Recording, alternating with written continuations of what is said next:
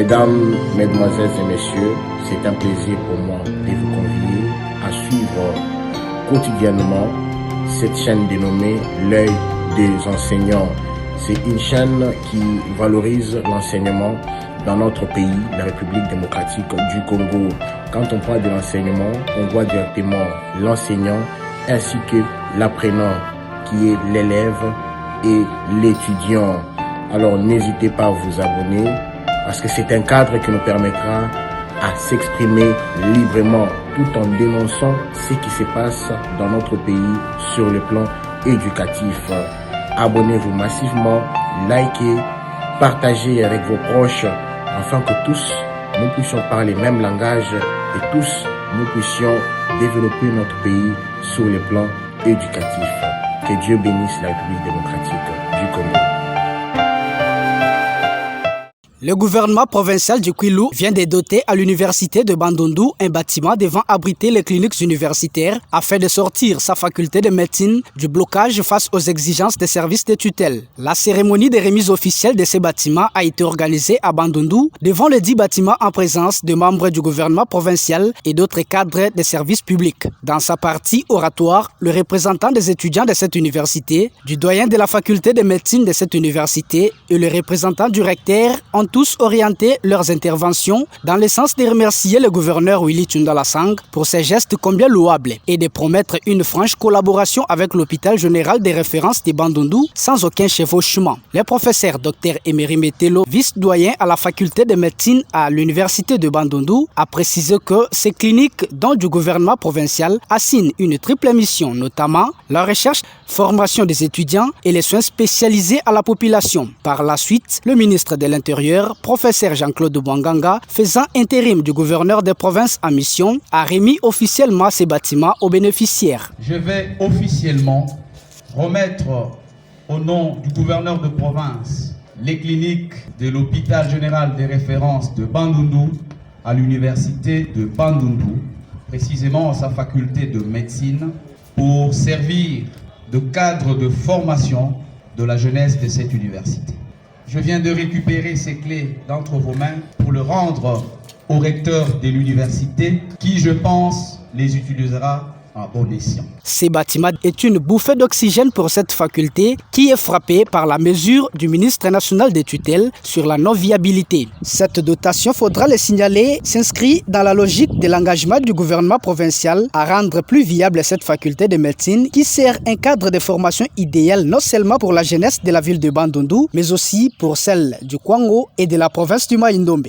Le gouvernement provincial du Kwilu fixe l'opinion tant national que provincial, et les auteurs de cette déclaration sont ceux des députés qui voudraient à tout prix la déstabilisation des institutions provinciales du Kwilu par des provocations et des insultes qui n'ont pour fondement que leur haine contre le gouverneur de province et tout son gouvernement. Le gouverneur de province a effectivement nommé 10 ministres. S'agissant des commissaires généraux, le gouvernement rappelle que la loi numéro 08/012 du 31 juillet 2008 portant principes fondamentaux relatifs à la libre administration des provinces, spécialement en son article 28, reconnaît au gouverneur de province d'agir par voie d'arrêté provincial et de créer des services d'intérêt provinciaux. Ici est de rappeler par ailleurs aux auteurs de la regrettable déclaration que les commissaires généraux ne sont nullement une invention du Kwilu seul. Les provinces de Kinshasa, siège des institutions nationales, et les Haut-Katanga en comptent 7 à 8. Le gouvernement provincial note avec regret et étonnement que les 9 députés provinciaux, auteurs de la déclaration, reprochent gratuitement au gouverneur d'avoir nommé un ministre de l'Éducation nationale alors que tel n'est pas le cas. Le gouverneur a nommé le ministre de l'enseignement primaire, secondaire et technique. Voilà comment ils sont rattrapés par leur mauvaise foi. S'agissant du ministre de la Justice et garde des Sceaux, le gouverneur Willy Tshundala-Sang n'est pas le premier à nommer un ministre en charge de la justice et garde des Sceaux. Tous les gouvernements précédents les ont tués en l'air sain. Le gouvernement provincial du Kwilu rappelle à tous les Kwiloises et Kwilois l'essence du devoir citoyen, du patriotisme, de la paix et de la cohésion, gage du développement tel que voulu par le président de la République, son Excellence Félix Tshisekedi Tshilombo, initiateur de l'Union sacrée pour la nation.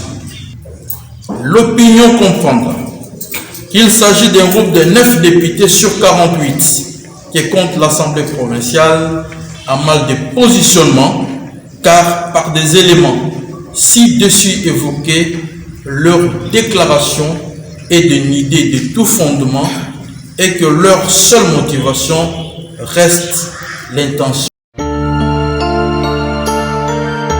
Mesdames, Mesdemoiselles et Messieurs, c'est un plaisir pour moi de vous convier à suivre quotidiennement cette chaîne dénommée L'œil des enseignants.